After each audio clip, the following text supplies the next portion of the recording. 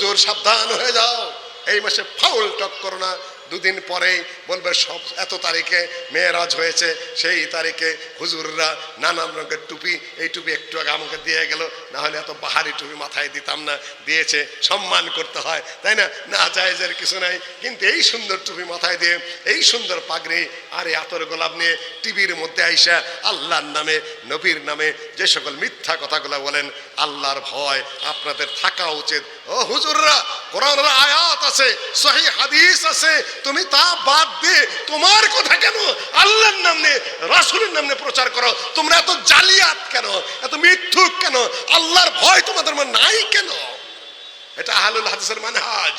No, আল্লাহর নামে, রাসূলের নামে কোনো ধরনের ফাউল টক করা যাবে না, মানুষকে বিভ্রান্ত করা যাবে না, আল্লাহকে ভয় করতে হবে। সম্মানিত উপস্থিতি, যা যতটুকু সত্য পাওয়া গেছে তার সামান্য কিছু আমি আপনাদের সামনে উপস্থাপন করছি। যেহেতু ওনারা বলছেন এই মাসে হয়েছে, এই মাসে হয়েছে, এটারও কোনো দলিল নাই। হয়েছে, এটা সত্য। লাইলান, কোনো এক রাতে ঘটেছে, কোরআনের কথা। আল্লাহ নবীও বলেন নাই যে এই ডেটে হয়েছে। ডেট জানা যদি জরুরি হতো আল্লাহ জানিয়ে দিতেন, নবীও জানিয়ে দিতেন।